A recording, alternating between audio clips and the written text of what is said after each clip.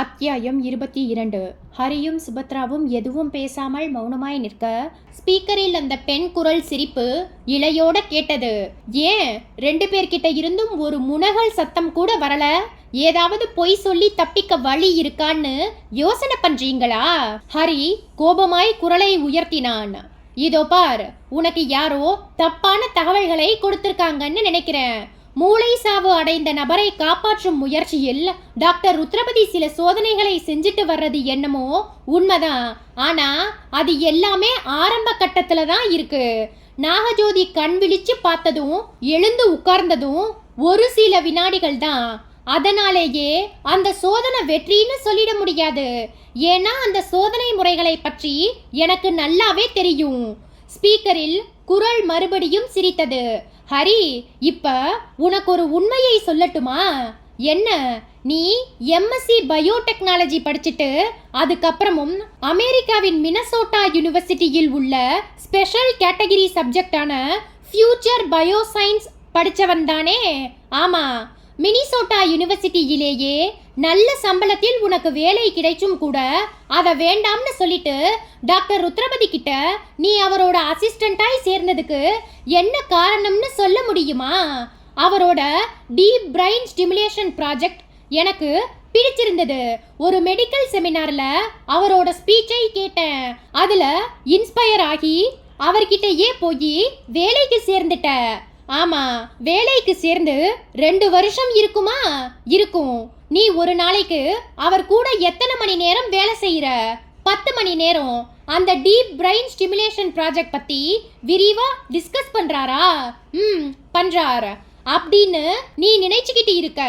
இப்ப நீ என்ன சொல்ல வரேன்னு எனக்கு புரியல. டாக்டர் ருத்ரபதியோட ப்ராஜெக்ட் ஆரம்ப கட்டத்தை தாண்டி ஒரு முக்கியமான கட்டத்தை தொட்டாச்சுன்னு சொல்றேன். அதை உன்கிட்ட இருந்து மறைச்சிட்டார். அதை உன் கூட ஷேர் பண்ணிக்க அவர் விரும்பல. நோ, நீ சொல்றத நான் நம்ப மாட்டேன். டாக்டர் ருத்ரபதி அப்படிப்பட்டவர் இல்லை. அந்த ப்ராஜெக்ட் சம்பந்தமான எல்லா உண்மைகளையும் உடனுக்குடன் எனக்கு தெரியப்படுத்தி மணிக்கணக்கில் டிஸ்கஸ் பண்ணுவார். உன்கிட்ட டிஸ்கஸ் பண்ணி இருப்பார். ஒரே ஒரு விஷயத்தை தவிர. என்ன அது? ரெஜினிவேட் 4141 அப்படின்னா பாத்தியா? நான் ரெஜினிவேட் 4141 சொன்னதும் அது என்னன்னு உனக்கு புரியல. உன்னோட டாக்டர் ருத்ரபதி கிட்ட இதே கேள்வியை கேட்டு பாரு. உடனடியா அவரோட முகம் மாறும். அப்படின்னா என்னன்னு உன்னையே திரும்பி கேட்பார். ஆனா ரெஜினிவேட் 4141 என்ற வார்த்தைக்கு என்ன அர்த்தம்னு அவருக்கு கண்டிப்பாய் தெரியும். அந்த வார்த்தைக்கு என்ன அர்த்தம்னு உனக்கு தெரியுமா? தெரிஞ்சிருந்தா நான் எதுக்கு உன்னையும் சுபத்ராவையும் இந்த இடத்துக்கு கடத்திட்டு வரப்போறேன்? ஆனா அந்த வார்த்தை ரெஜினிவேட் 4141 தான் ப்ராஜெக்டோட ஒட்டுமொத்த வெற்றியும் அடங்கி இருக்கு என்ற விஷயம் மட்டும் உறுதி. சில வினாடிகள் வரை மௌனமாய் இருந்த ஹரி சற்றே துணிச்சலை வரவழைத்து கொண்டு கேட்டான். சரி, இந்த விஷயத்துல நானும் சுபத்ராவும் உனக்கு எப்படி உதவ போறோம்? இனிமேல் அதை பத்தி தான் பேச போறோம். அந்த வார்த்தைக்கு பின்னாடி இருக்கிற பயோ ட்ரூத்துன்னு சொல்லப்படுகிற உயிரியல் உண்மை எனக்கு வேணும்.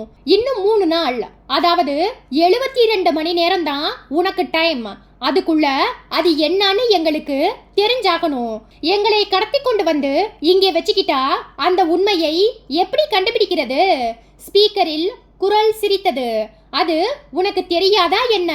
சுபத்ரா அடுத்த 72 மணி நேரத்துக்கு எங்களோட கஸ்டடியில் தான் இருப்பா. நீ மட்டும் வெளியே போற. டாக்டர் ருத்ரபதியை மீட் பண்ணி விவரத்தை எடுத்து சொல்லி பேசி அவர்கிட்ட இருந்து உண்மையை வாங்க போற. ஹரி மௌனமா இருக்க குரல் தொடர்ந்தது. இப்போ உன்னோட மனசுக்குள்ள ஒரு சின்ன சந்தோஷம் எட்டி பார்க்கும். இவங்க என்னை வெளியே விட போறாங்க. தப்பிக்க ஏதாவது வாய்ப்பு கிடைக்கலாம்னு உன்னோட மூளைக்குள்ள ஒரு எண்ணம் ஓடும். அப்படிப்பட்ட நினைப்பு ஏதாவது இருந்தா உடனடியா அழிச்சிடு. ஏன்னா டாக்டர் ருத்ரபதியை சந்திச்சு பேச நீ மட்டுமே தனியா வெளியே போக போறது இல்ல. கூடவே லிட்டில் ஜெயிண்ட்டும் வருவான். லிட்டில் ஜெயிண்டா? இங்கிலீஷ்ல அவன் பேரு லிட்டில் ஜெயிண்ட். தமிழில் சொல்றதா இருந்தா குட்டி ராட்சசன். எனக்கு புரியல, இப்ப புரியும் என்று சொன்ன அந்த குரல் சிறிய இடைவெளி விட்டு ஜாஃபர் என்று அழைத்தது. சற்று தள்ளி கையில் காஸ்மிக் பிஸ்டலோடு நின்றிருந்த அந்த உயரமான தடியன் பவ்யமாகி சொல்லுங்க மேடம் என்றான். ஹரியையும் சுபத்ராவையும் உள்ளே இருக்கிற செல்லுக்கு கூட்டிக்கிட்டு போய் நம்ம லிட்டில் ஜெயிண்டை காட்டு, அவனை அவங்களுக்கு அறிமுகப்படுத்தி வை. எஸ் மேடம் ஜாஃபர் சொல்ல ஸ்பீக்கரில் குரல் அணைந்து போய் அந்த அறை நிசப்தமானது. சார், நான் குமரன் என்ற குரலை கேட்டதும் விவேக் தான் அமர்ந்திருந்த இருக்கையில் நின்றும் நிமிர்ந்து உட்கார்ந்தான். யாரு, குமரனா? எஸ் சார், ஃபாரன்சிக் பயோஸ்காலர் குமரன் தான் பேசுறேன். எங்கிருந்து பேசுறீங்க? ஒரு பாதுகாப்பான இடத்திலிருந்து. பாதுகாப்பான இடம்னா? சார், ஒரு 10 நிமிஷம் நான் உங்ககிட்ட மனம் விட்டு பேசணும். நீங்க இப்போ எங்க இருக்கீங்க? நான் இப்போ கமிஷனர் ஆபீஸ்ல அவருக்கு முன்னாடி உட்கார்ந்துட்டு இருக்கேன். உங்க கூட வேற யாரு இருக்காங்க? விஷ்ணு. வேற யாரும் பக்கத்துல இல்லையே. இல்லை மிஸ்டர் குமரன், நீங்க என்கிட்ட சொல்ல வந்த விஷயத்தை தாராளமா சொல்லலாம். விவேக் பேசிக்கொண்டே ஸ்பீக்கரை ஆன் செய்தான். கமிஷனரும் விஷ்ணுவும் தங்களுடைய செவிகளுக்கு உன்னிப்பை கொடுத்தார்கள். மறுமுனையில் குமரன் நிதானமான குரலில் பேச்சை ஆரம்பித்தார். சார், உங்ககிட்ட சில பொய்களை சொன்னதுக்காக அப்பாலஜி கேட்டுக்கிறேன். நான் கேரளா போயிட்டதாக ஃபாரன்சிக் ஆபீசர் கிட்ட சொன்னதும், சிங்கப்பூர் போனதா எங்க வீட்டு வேலைக்காரி மரகதம் கிட்ட சொன்னதும் பொய். நான் எங்கேயும் போகல. இந்த தமிழ்நாட்டின் ஒரு ஊர்ல நானும் என்னோட மனைவியும் பத்திரமா இருக்கோம். எதுக்காக இந்த பொய்கள்? சார், நான் சொன்ன பொய்களை வச்சு நீங்க எந்த முடிவுக்கு வந்தீங்க? நீங்களும் உங்க மனைவியும் கடத்தப்பட்டிருக்கலாம்னு நினைச்சேன். நான் மட்டும் இல்ல, ஒட்டுமொத்த போலீஸ் டிபார்ட்மெண்ட்டே அப்படிதான் அசியூம் பண்ணியிருக்கு. அப்படி அசியூம் பண்ணணுங்கிறது தான் என்னோட திட்டம் sir. Mister Kumaran, I could not follow your words. உங்க பிளான் என்ன? சார், 2 நாளைக்கு முன்னாடி நடுராத்திரி நேரத்துல தோண்டி எடுக்கப்பட்ட பிராஸ்தட்டிக் தலையை ஆய்வு பண்ண சொல்லி என்கிட்ட கொடுத்தீங்க இல்லையா? ஆமா, நான் அதை ஆய்வு பண்ணி பார்த்தபோது அதுக்குள்ள ஒரு விபரீதமான விவகாரம் உறைஞ்சு போயிருக்கிற பயங்கரத்தை ஸ்மெல் பண்ணினேன். அது என்னன்னு உடனடியாய் எனக்கு புலப்படல. அதை ஒரு தீவிரமான ஆய்வுக்கு உட்படுத்தி பார்த்தால்தான் உண்மைகள் வெளியே வரும். அதுக்கு சில நாட்கள் ஆகும். அந்த சில நாட்கள் 1 வாரமாகவும் இருக்கலாம், 1 மாதமாகவும் இருக்கலாம். நான் டியூட்டியில் இருந்துகிட்டே அந்த ஆய்வை செய்ய முடியாது. காரணம், அந்த விபரீதத்துக்கு காரணமானவர்கள் என்னை உயிரோடு விட்டு வச்சிருக்க மாட்டாங்க. விவேக் ஒரு சின்ன அதிர்வுக்கு உட்பட்டான். குமரன், நீங்க என்ன சொல்றீங்க? உண்மையை சொல்லிட்டு இருக்கேன் சார். பிராஸ்தட்டிக் எனப்படும் அந்த செயற்கை மனித தலைக்குள்ள சாம்பல் நிறத்தில் ஒரு மூளையின் வடிவத்தில் இருந்த அந்த பொருள் ஒரு நிஜமான மனித மூளைக்கு சமமானது. அதில் பொருத்தப்பட்டிருந்த சென்சார்கள் நியூரான்களைப் போலவே செயல்பட்டதை பார்த்து பிரமிச்சு போயிட்டேன். பிராஸ்தட்டிக் தலையை புதைத்த நபர்கள் கண்டிப்பாய் சாதாரண நபர்களாய் இருக்க முடியாது. அசாத்தியமான விஞ்ஞான அறிவை கொண்டவர்களாய் இருக்கணும். அந்த நபர்கள் வேறு ஒரு நாட்டை சேர்ந்தவர்களாகவும் இருக்கலாம் என்கிற முடிவுக்கு வந்தேன். அந்த நபர்கள் யாருன்னு கண்டுபிடிக்க ஒரே வழி, நான் பிராஸ்தட்டிக் மூளையோடு யாரோ சில நபர்களால் கடத்தப்பட்டு விட்டதாய் எதிரிகளும் நம்மோட போலீஸ் டிபார்ட்மெண்ட்டும் நம்பணும்னு நினைச்சேன். என்னோட ஒய்ஃப் கிட்ட சொன்னேன். அவள் தனியா இருக்க பயப்பட்டு என் கூடவே வந்துடுறதா சொன்னா. இந்த நிமிஷம் நானும் என்னோட மனைவியும் தமிழ்நாட்டின் ஒரு மூலையில் பத்திரமா இருக்கோம். நாங்க எங்கே இருக்கோம்னு கண்டுபிடிக்க எந்த முயற்சியும் எடுக்க வேண்டாம். பிராஸ்தட்டிக் தலையின் மூளையில் எது மாதிரியான விபரீதம் இருக்கும்னு நான் கண்டுபிடிச்ச அடுத்த வினாடியே உங்களுக்கு ஃபோன் பண்ணுவேன். குமரன், இப்ப நீங்க பேசிட்டு இருக்கிற ஃபோன் நம்பர் யாரோடது? இது 1 டைம் மட்டுமே யூஸ் பண்ற சிம் கார்டு. அதாவது டிஸ்போசபிள் டம்ளர் மாதிரி யூஸ் அண்ட் த்ரோ. நான் மறுபடியும் உங்ககிட்ட பேசும்போது வேற ஒரு 1 டைம் சிம் கார்டை உபயோகிப்பேன். சரி, உங்க வீட்டு வேலைக்காரி இப்ப எங்க? அவளும் அவளோட புருஷனும் நீங்க என்னோட வீட்டை சோதனை போட வந்ததும் பயந்துட்டாங்க. நீங்க வீட்டு மாடியில் இருக்கும்போது மரகதம் வீட்டை விட்டு வெளியேறி மார்க்கெட்டில் இருந்து வந்துட்டு இருந்த தன்னோட புருஷனையும் கூட்டிக்கிட்டு கிராமத்துக்கு போயிட்டா. பாவம், விசாரணை என்ற பெயரில் அவர்களை தொந்தரவு பண்ண வேண்டாம் sir. It's okay Kumaran sir. இப்ப என்னோட மனசுக்குள்ள இருக்கிற சந்தேகம் ஒன்னே ஒண்ணுதான். அதை மட்டும் கொஞ்சம் கிளியர் பண்ணுங்க. உங்க சந்தேகம் என்ன சார்? அந்த பிராஸ்தட்டிக் மூளையில் ஒரு விபரீதம் இருக்கிறதா சொன்னீங்களே, அது எது மாதிரியான விபரீதம்னு சொல்ல முடியுமா? குமரன் மறுமுனையில் நிதானமான குரலில் சொன்னார். அந்த தலையை மட்டும் தோண்டி எடுக்காமல் இருந்திருந்தால் அடுத்த 12 ஆண்டுக்குள் அந்த இடத்தை சுற்றியுள்ள 5 சதுர கிலோமீட்டர் எல்லையில் இருக்கும் எல்லா விளைநிலங்களும் தரிசாக மாறி புல் பூண்டு முளைக்க கூட தகுதி இல்லாதவைகளாக மாறியிருக்கும். அத்தியாயம் 23. விவேக்கின் இதயம் அவனுடைய விழா எலும்புகளில் உதைத்து கொண்டது. செல்போனின் மறுமுனையில் பேசிக் கொண்டிருந்த குமரனிடம் குரல் நடுங்க கேட்டான். குமரன், நீங்க இப்போ என்ன சொன்னீங்க? Once again repeat the words. அந்த பிராஸ்தட்டிக் செயற்கை தலையை மட்டும் தோண்டி எடுக்காமல் இருந்திருந்தால் அடுத்த 12 ஆண்டுக்குள்ளே அந்த இடத்தை சுற்றியுள்ள 5 சதுர கிலோமீட்டர் எல்லையில் இருக்கும் எல்லா விளைநிலங்களும் தரிசு நிலமாக மாறி புல் பூண்டு முளைக்க கூட தகுதி இல்லாதவைகளாக மாறியிருக்கும். அதாவது அந்த நிலங்களில் எந்த ஒரு விவசாயமும் செய்ய முடியாத அளவுக்கு மண் விஷமாகி இருக்கும். ஏன், எதனால அப்படி? குமரன் மறுமுனையில் சில வினாடிகள் தயங்கிவிட்டு மெதுவாய் பேச்சை ஆரம்பித்தார். சார், நான் இப்ப சொல்ல போகிற விஷயத்தை மீடியாக்களுக்கு கொண்டு போயிடாதீங்க. இந்த விஷயத்துல ரகசியமும் மௌனமும் பாதுகாக்கப்பட்டால்தான் நான் எதிர்பார்க்கிற உண்மைகள் சீக்கிரமா வெளியே வரும். நீங்க சொல்ல போற விஷயம் இந்த அறையை விட்டு வெளியே போகாது. சொல்லுங்க, அந்த பிராஸ்தட்டிக் தலைக்குள்ள என்ன பிரச்சனை? சார், தலைக்குள்ள சாம்பல் நிறத்தில் ஒரு மூளையின் வடிவத்தில் இருந்த அந்த பொருள் ஒரு சின்ன அணு உலைக்கு சமம்னு நான் சொன்னா உங்களால நம்ப முடியுதா? குமரன், நீங்க என்ன சொல்றீங்க? மனித மூளை மாதிரி சாம்பல் நிறத்தில் இருக்கிற அந்த பொருள் ஒரு மினி அணு உலையா? Yes, what I am saying is 100% correct. அது ஒரு மினி அணு உலை. மெலிதான புளுட்டோனியம் யுரேனியம் கம்பி இலைகளால் நேர்த்தியாய் வடிவமைக்கப்பட்ட மனித மூளையின் வடிவிலான அந்த மினியேச்சர் உலையில் இருக்கிற சென்சார்கள் எல்லாமே போரான் அல்லது காட்மியம் அணுக்களால் உருவாக்கப்பட்டது. குமரன், நீங்க சொல்றத கேட்க கேட்க எனக்கு பிரமிப்பாய் இருக்கு, எனக்கு பயமாய் இருக்கு சார். நம்ம தமிழ்நாட்டின் விவசாய நிலங்களை எதுக்கும் உதவாத தரிசு நிலங்களாய் மாற்றவும் மக்களுக்கு புது புது வியாதிகளை வரவழைக்கவும் யாரோ இது மாதிரியான ஒரு விபரீதத்தை பூமியில் புதைக்க தயாராயிட்டாங்க. இது புதைக்கப்பட்ட முதல் தலையா, இல்ல இதுக்கு முன்னாடி தமிழ்நாட்டின் வேற ஏதாவது ஒரு இடத்துல புதைச்சிருக்காங்களான்னு உடனடியா கண்டுபிடிக்கணும். இதுக்கு பின்னால் இருந்து செயல்படுறவங்க யாருங்கிறதையும் ட்ரேஸ் பண்ணி மடக்கணும். குமரன், என்னோட மனசுக்குள்ள இருக்கிற ஒரு சந்தேகத்தை கேட்கலாமா? கேளுங்க சார். நீங்க படிச்ச படிப்பு பயோடெக்.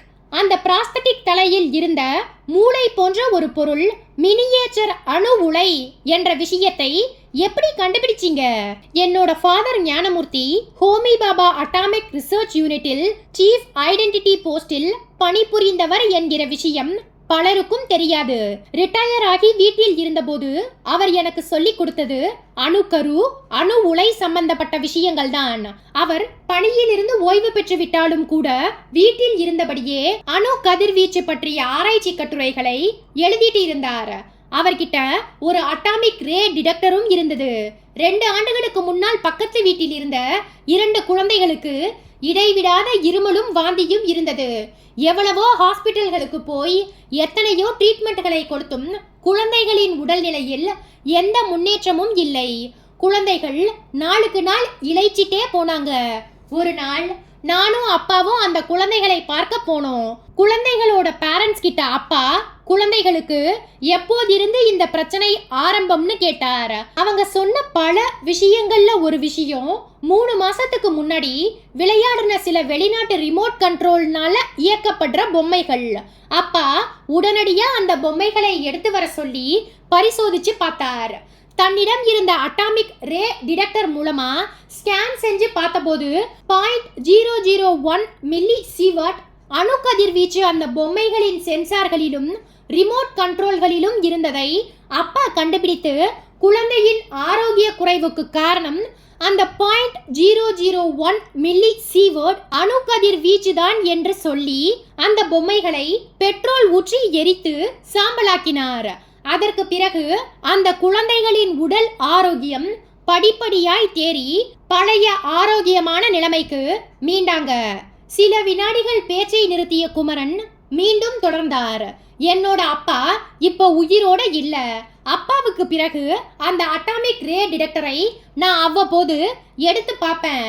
என்னோட வீட்டுக்கு விஞ்ஞானம் மின்சாரம் சம்பந்தப்பட்ட எந்த ஒரு பொருள் வாங்கி வந்தாலும் நான் அட்டாமிக் ரே டிடெக்டர் மூலமா அவைகளில் ஏதாவது அணுக்கதிர் வீச்சு இருக்கான்னு சோதிச்சு பார்ப்பேன். விவேக் குறுக்கிட்டு கேட்டான். அதே சந்தேகத்தோடு தான் இந்த பிராஸ்தட்டிக் தலையையும் சோதிச்சு பார்த்திருக்கீங்க இல்லையா? ஆமா சார். அது என்ன மில்லி சீவார்டு? பொதுவா அணுக்கதிர் வீச்சு மில்லி சீவார்டு என்கிற கணக்கில்தான் அளக்கப்படுகிறது. ஒரு சீவார்டு என்பது 1000 மில்லி சீவார்டு.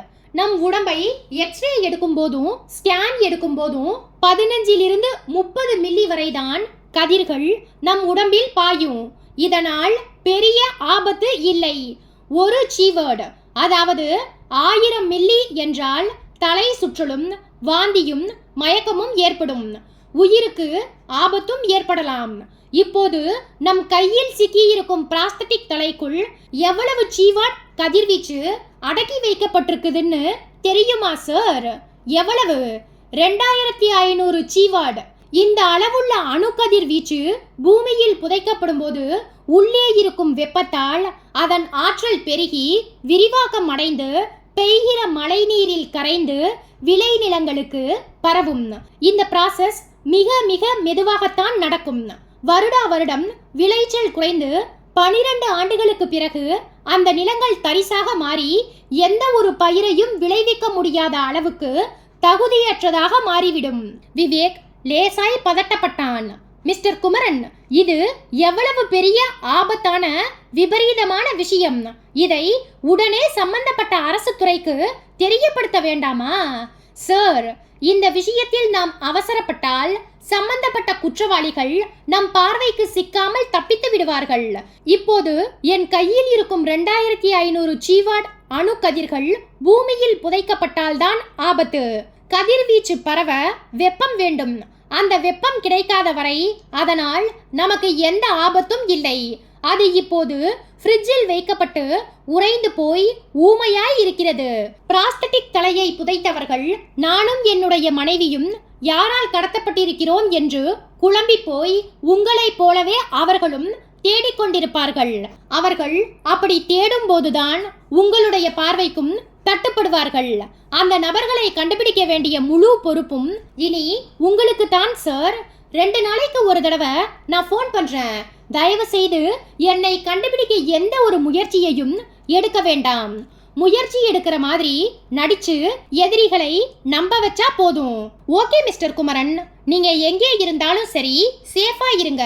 2 நாளைக்கு ஒரு தடவை மறக்காம எனக்கு ஃபோன் பண்ணுங்க என்று சொல்லிவிட்டு ஸ்பீக்கரை அணைத்து செல்போன் இணைப்பை துண்டித்தான் விவேக்.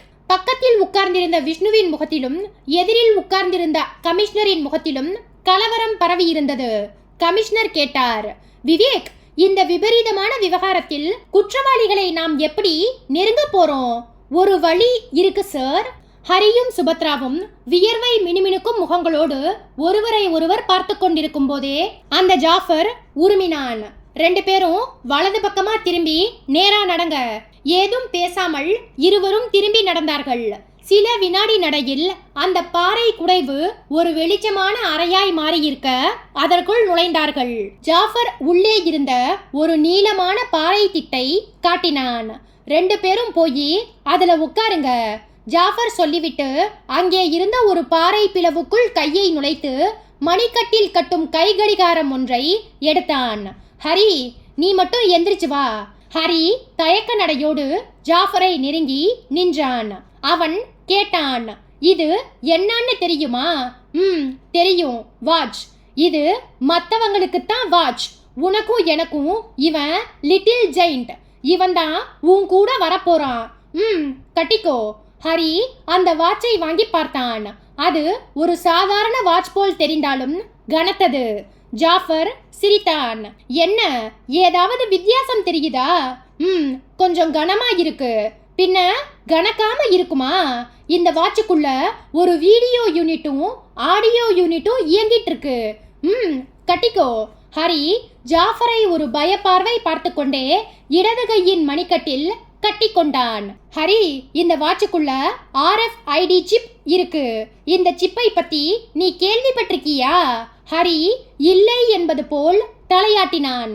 ஜாஃபர் ஒரு கோணல் சிரிப்போடு பேச்சை தொடர்ந்தான். இந்த RFID சிப் ஒரு ஒற்றன் மாதிரி இனி 24 மணி நேரமும் உன்னை வேவு பார்க்கும்.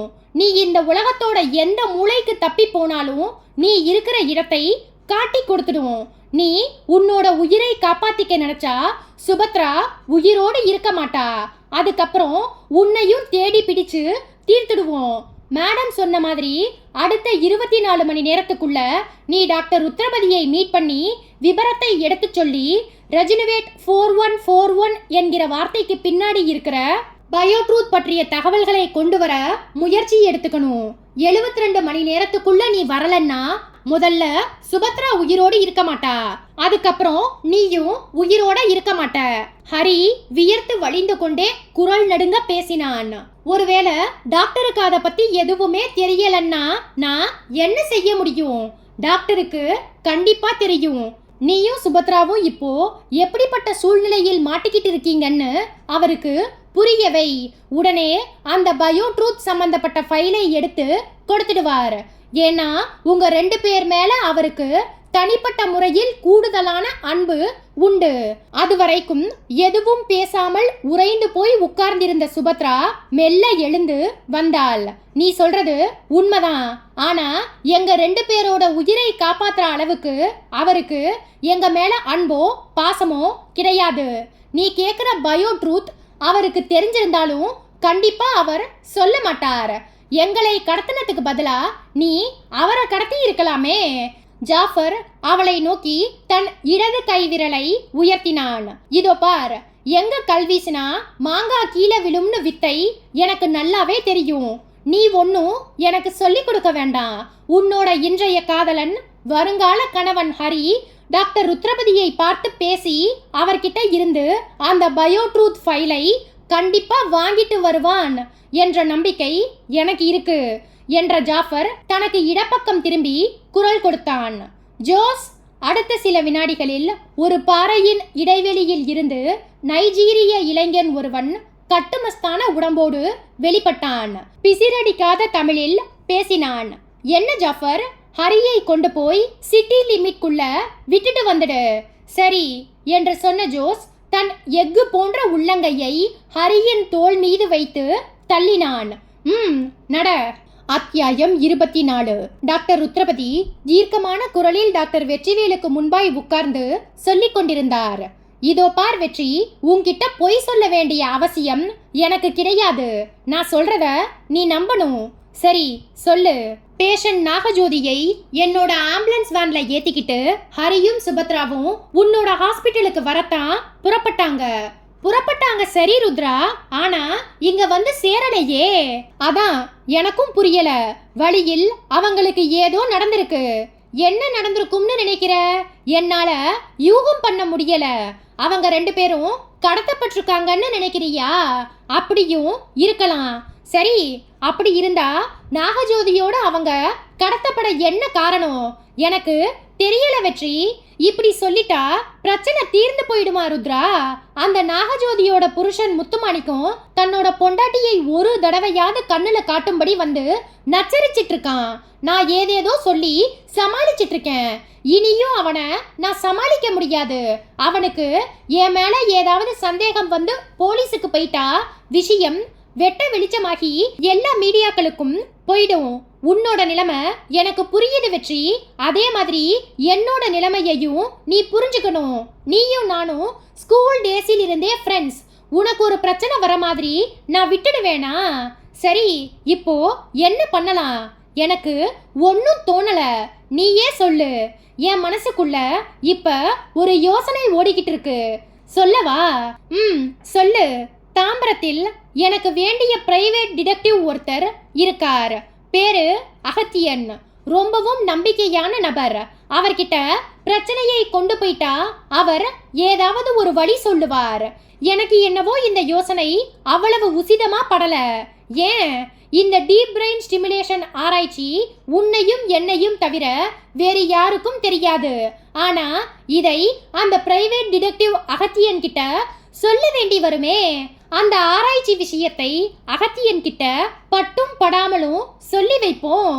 ருத்ரபதி ஒரு பெருமூச்சோடு தன்னுடைய நெற்றியை பிடித்து கொண்டார். வெற்றி, நீ சொல்றது ஒரு வகையில் என்னோட மனசுக்கு சரின்னு பட்டாலும் இதுல இன்னொரு பிரச்சனையும் இருக்கு. என்ன? இன்ஸ்பெக்டர் மார்த்தாண்டம் நான் மருத்துவ விதிகளுக்கு எதிராய் ஏதோ ஒரு ஆராய்ச்சி பண்றேன்னு ஸ்மெல் பண்ணி என்னை இப்போ ஃபோன் மூலமா மிரட்டிக்கிட்டு இருக்கார். என்ன பிளாக்மெயில் பண்றாரா? அவர் பேசுற விதம் அப்படிதான் இருக்கு. அந்த பணக்கார விஐபி ராஜபாண்டியனின் மூளை சாவு மரணம் விஷயமா என்ன விசாரிக்க வந்தவர் ஆரம்பத்துல ஒரு இயல்பான விசாரணையை தான் நடத்தினார். நானும் பிரச்சனை எதுவும் இருக்காதுன்னு நினைச்சிட்டு இருக்கும் போதுதான் வெளியே போய் எனக்கு ஃபோன் பண்ணி என்னோட ஹை அஃபிஷியல்ஸ்க்கு ராஜபாண்டியன் மரணம் சம்பந்தமா எது மாதிரியான விஷயங்களை ரிப்போர்ட்டா தரணுமோ அதை கொடுத்துட்டேன். இப்போ நாம பேரம் பேசுறது ஆஃப் த ரெக்கார்ட் மேட்டர். அதனால தான் ஃபோன் பண்ணி பேசிக்கிட்டு இருக்கேன். நீங்க பயப்பட வேண்டாம். எல்லா பூட்டுக்கும் ஒரு சாவி இருக்கிற மாதிரி எல்லா பிரச்சனைகளுக்கும் ஒரு தீர்வு இருக்கு. பேசி தீர்த்துக்கலாம் வாங்கன்னு சொன்னார். எந்த இடம்? நாளைக்கு காலையில 5 மணியிலிருந்து 6 மணிக்குள்ள அடையார் போட் கிளப் பிரதான சாலையில் நான் வாக்கிங் போகும்போது என்ன மீட் பண்றதா சொல்லி இருக்கார். நீ அவரை மீட் பண்ண போறியா? வேற வழி. அவர் ஒரு பெரிய அமௌண்ட்டை டிமாண்ட் பண்ணுவாருன்னு நினைக்கிறேன். அப்படி கேட்டா கொடுத்துட வேண்டியதுதான். ருத்ரா, நான் ஆரம்பத்திலேயே இந்த டீப் பிரெயின் ஸ்டிமுலேஷன் ஆராய்ச்சி எல்லாம் வேண்டாம்னு சொன்னேன். நீ கேட்கல. இப்ப பார், உன்னையும் என்னையும் சுத்தி எவ்வளவு பிரச்சனைகள். எந்த ஒரு விஷயத்தையுமே சட்ட விதிகளுக்கு உட்பட்டு செஞ்சாதான் நிம்மதியும் சந்தோஷமும் கிடைக்கும். டாக்டர் வெற்றிவேல் சொல்லிக் கொண்டிருக்கும் போதே அந்த அறையின் கதவு மெல்லமாய் தட்டப்பட்டது. எஸ், டாக்டர் குரல் கொடுக்க அறை கதவை தள்ளிக்கொண்டு நர்ஸ் சாந்தி உள்ளே வந்தாள். டாக்டர், என்ன சாந்தி? அந்த நாகஜோதியோட புருஷன் முத்துமாணிக்கும் ஃபுல்லா குடிச்சிட்டு ஐசி யூனிட்டுக்கு முன்னாடி வந்து படுத்துக்கிட்டு ரகலை பண்ணிக்கிட்டு இருக்கான். அவனோட ஒய்ஃப் நாகஜோதியை உடனடியா பார்க்கணுமா, இல்லைன்னா போலீஸ்ல போய் சொல்லுவானா? நான் அவன்கிட்ட இதமா பேசி பார்த்தேன், முடியல. நீங்க வந்து ஏதாவது சொல்லி அவனை சமாதானப்படுத்தணும். இல்லைன்னா அவன் போடுற சத்தத்துல நாகஜோதி விவகாரம் எந்த நிமிஷத்துலையும் எல்லாருக்கும் தெரிய வாய்ப்பிருக்கு. டாக்டர் வெற்றிவேல் எரிச்சலோடு எழுந்தார். இப்ப அந்த முத்துமாணிக்கம் எங்க இருக்கான்? ஐசி யூனிட்டுக்கு முன்னாடி. அவனை சுத்தி யாரும் கூட்டம் போடலையே. இல்ல டாக்டர், விசிட்டர்ஸ் ஹவர்ஸ் முடிஞ்சிட்டதால கும்பல் இல்லை. வெற்றிவேல் ருத்ரபதியை கோபத்தோடு பார்த்தார். உன்னால எனக்கு எவ்வளவு பிரச்சனை பாத்தியா? வா, வந்து நீயும் அவனை கன்வின்ஸ் பண்ணு. இருவரும் அறையை விட்டு வெளியே வந்தார்கள். நர்ஸ் முன்னால் போக அவளை பின்தொடர்ந்தார்கள். போலீஸ் கமிஷனர் நிமிர்ந்து உட்கார்ந்தார். கண்களில் ஆர்வம் மின்ன கேட்டார். அது என்ன வழி விவேக்? விவேக் நிதானமான குரலில் சொல்ல ஆரம்பித்தான். சார், நான் ஏற்கனவே சொன்ன மாதிரி சென்னையில் நடக்க போற இந்த மினி அணு உலை விபரீதம் கொல்கத்தாவில் இருக்கிற ஸ்கை ஈகிள் என்கிற புலனாய்வு பத்திரிகைக்கு தெரிஞ்சிருக்கு. அதாவது பத்திரிகை ஆசிரியருக்கு தெரிஞ்சிருக்கு. அந்த ஆசிரியரோட பேர் ராம்நாத் பானர்ஜி. அவரோட அனுமதியின் பேரில் தான் ரிப்போர்ட்டர் கைலாஷ் சென்னைக்கு வந்து குற்றவாளிகளை வேவு பார்த்திருக்கணும். அவங்களை ஃபாலோ பண்ணிட்டு வந்து அந்த பிராஸ்தட்டிக் தலையை புதைக்கும் போது தன் செல்போனில் வீடியோ எடுத்திருக்கணும். அவங்க யாருன்னு சொல்றதுக்கு கைலாஷ் இப்போ உயிரோடு இல்ல. ஆனா ஆசிரியர் ராம்நாத் பானர்ஜிக்கு அந்த நபர்கள் யார் என்கிற விஷயம் தெரிஞ்சிருக்கலாம். நம்ம டிஜிபி மூலமா அந்த வெஸ்ட் பெங்கால் டிஜிபிக்கு கொஞ்சம் அழுத்தம் கொடுத்தால் போதும். உண்மை வெளியே வர வாய்ப்பிருக்கு சார்.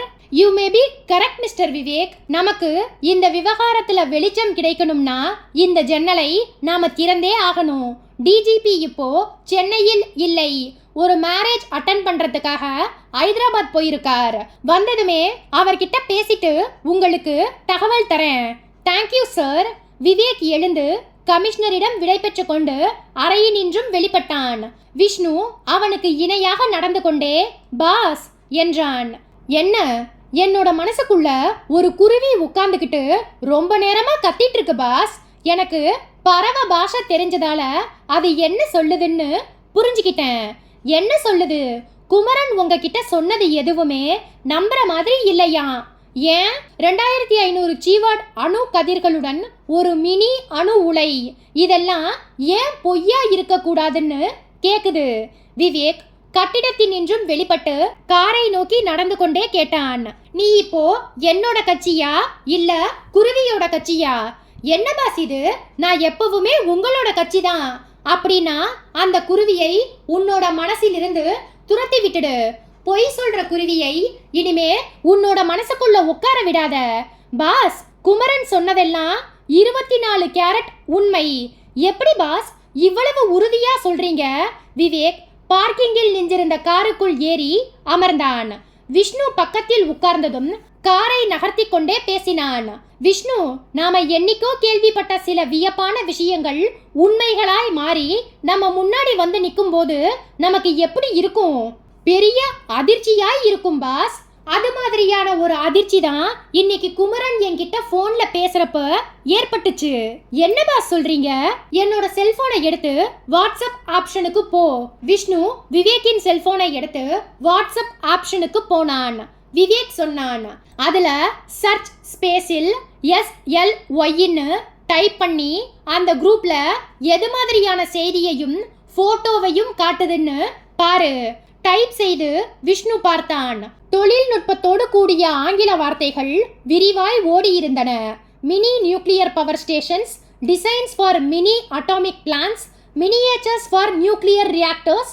விஷ்ணு படித்துவிட்டு கேட்டான். இதெல்லாம் என்ன பாஸ்? குமரன் செல்போன்ல என்கிட்ட என்ன சொன்னாரோ அதுதான் இது எல்லாமே. எனக்கு புரியல பாஸ். நான் முதல்ல SLYன்னு சொன்னேன். அந்த எழுத்துக்களுக்கு ஃபுல் ஃபார்ம் என்னன்னு தெரியுமா? தெரியலையே. Scotland yard. நான் 2 வருஷத்துக்கு முந்தி ஸ்காட்லாண்ட் யார்டில் நடந்த ஒரு இன்டர்மீட்டில் கலந்துகிட்ட போது உலக நாடுகளை அச்சுறுத்த போகிற எதிர்கால விஞ்ஞான விபரீதங்கள் எது எதுன்னு இன்டர்போல் சீஃப் ரொனால்ட் பிராட்மன் வெளியிட்ட அட்டவணையில் இந்த மினி அட்டாமிக் பிளான்ஸ் இருந்தது. இந்த அட்டவணையை வெளியிட்டு பேசிய இன்டர்போல் சீஃப் தன்னுடைய உரையை முடிக்கும்போது கடைசியா என்ன சொன்னார் தெரியுமா விஷ்ணு? என்ன சொன்னார்? தீவிரவாதிகள் இந்த மினி நியூக்ளியர் பிளான்ஸை புதைத்து வைத்து சோதனை நடத்த தேர்ந்தெடுக்கப்பட்டிருக்கும் முதல் நாடு இந்தியாதான். குறிப்பாக இந்தியாவில் தமிழ்நாடு. பாஸ் என்று சின்னதாய் அலறினான் விஷ்ணு.